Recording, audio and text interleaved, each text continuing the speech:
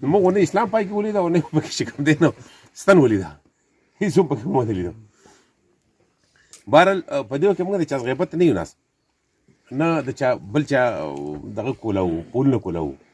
خو تاسو په یو خبره سوچ وکئ، که موږ مخکې په بله پارټۍ کې هم دا ټول په موږ پسې لګي او کانسل یې کول، که اوس بلې ډلې ته رالو هلکه په بله ډله کې موږ پسې کانسل کړي، دا زموږ نه ولې یېرېږي؟ مطلب زما نه د محمود نه زموږ نه ولې یېرېږي دا خلک؟ موږ خو ځکه یېرېږي چې خدمت کوو، ستاسو په وړونو کې پنګه لګیا یو، ستاسو په زړونو کې یو، ستاسو سره ستاسو ناست پاست، ستاسو په سختو کې ستاسو په تکلیفونو کې موږ ستاسو سره ولاړ یو.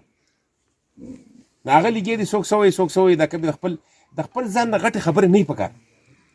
زما د لیول دا خبرې نه وي چې یاره زه به په پاکستان کې دا شی راولم او زه به د افسانه سړی د جیل نه راولم او زه به اسمان راکوز کړم. دا موږ نشو کولی، دا هېڅوک هم نشي کولی، هېڅوک یې نشي کولی. زمونږ د سره وعده د څه شي وه چې تاسو له به عزت درکوو، روري به در سره کوو، په تاڼه تحصیل کې به سره ولاړ یو، روډونه به در جوړو او د ترقي هر هغه کار چې پای کې زما را روان نسل دا ماشومان چې دي چې دوی ته پکې سهولت کېږي، سکولونه دي ځای په ځای چې ګورې په دې ځای کې هغه راته سکول ښکاري، هغه راته سکول ښکاري. هغه سکول کوم ځای جوړ کړی و جنکو هغه چې په هغه ځای کې و، هر ځای کې سکول دی، په هر ځای کې لار ده، د اوبو زموږ ډېر تکالیف وي. موږ خو سره دغه لوز کړی او ستاسو د مخې خبره څه پټ شی نه دی هغه چېرې موږ پټېږي لاس پرېښوده کېږي، هغه تاسو ته ښکاره دي. د ټول نه غټه خبره څه زموږ د رورۍ لوز و، هسې موږ پاللې ده، په هر تکلیف کې سخت دی. د ټول ناول خو زه ښکلي خان ته او د ښکلي خان سره راغلو ټولو مېلمنو ته او زموږ د علاقې څومره کسان چې راغلي دي په دې لنډ تنګ وخت کې خپل ټیم ویستلی د مونږ نه راغلي، زه د هغو ټولو مشکور یم او د هغو شکریا ادا کوم. او د هغې نه وروستو د تقریرونو خو ضرورت نشته ځکه چې ښکلی خان راغلی مشران ناست دي، تقریرونه او خبرې خو به دې وکوي. خو یو دوه خبرې کول غواړم او هغه دا چې زموږ د تبلیغیان صاحبان کله چې بدې مقبره کې یا مړه وشي واز او نصیحت کوي چې هلکه د واز او د نصیحت ضرورت نشته ځکه چې دا مړی په خپله واز دی، په خپله نصیحت دی، دا قبر او کنده ده په خپله واز او نصیحت دی. نو زه یم چې د تقریر کولو ضرورت ځکه نشته چې هغه دور ختم شوی دی.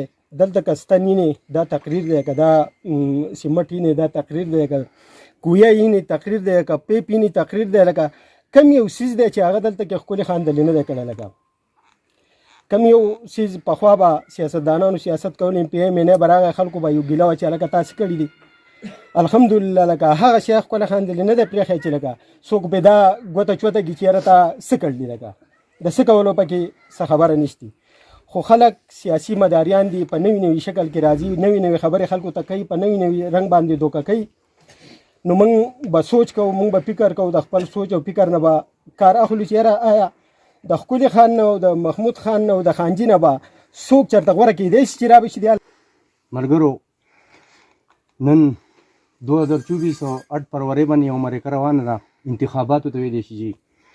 دلته سیاسي مخالفینو خپلې حقیقي سترګې پټې کړي دي او په لشتکي سترګې لګولې دي. خبره د کوک کې ده دلته چې یعنې زما په دغه ښکلي خان د سیم صاحب چې کوم روډ کله په هغې روان دي، زما کور ته راځي نو ما ته وایي چې یاره وایي په دې روډ باندې چې لکه ووټ ورنه کړي. ګورې ښه بیا راته څه وایي په کوهي باندې هم ووټ ورنه کړي، بیا راته څه وایي په هسپتال باندې هم روډ نه ورکړې، بیا راته وایي په پیپ باندې به ووټ نه ورکړې، په نوکرۍ باندې به ووټ نه ورکړې. خو زه دې سیاسي مخالف ته وایم چې ستا سترګې خو په دې ځای کې دي، دا مواد چې دي دا خو د دنیا د رواج دپاره راغلي، نو چې په دې ووټ نه ورکړم نو ما ته مې جنت ته بیا بل ورځ راغلی، ما ته مې چې لکه جنت ته بې. ملګرو په دې مټې په تحصیل باندې په دې یو 3 مرحلې رالي او تاسو ټولو لیدلي دي. او ښه 2013 لرې نه لیدلې، په کلونو پکې نه دي شي پرون نابل وستلې ده. د هغې نه مخکې چې موږ چې په دې ځای روان شو چوپیال بازار ته په لاړو او په دغه بازار کې موږ سودا غسته او د مټې نه واله ته په ازر باندې دا روډ چې و که نه په دې کې چې دا کندې وي د بیهانه چې کوم کوچ پرې راوه په دې کندې ته ورکوشو نو زموږ هغه سپینې جامې چې به څښا کول یا ستاسو نه هېر شوي دي دې خلکو نه. زمونږ سابقه چیرمین رسول خان لالا ته راغلي مېلمنو ته زړه د کومې نه هرکلی وایم او په خیرالۍ ورته وایم او ډېره شکریه ادا کوو چې زموږ د غریبۍ جونګړې ته راغلو. مشران زموږ راغلي دي، دا تقریرونه موږ د 2013 نه واله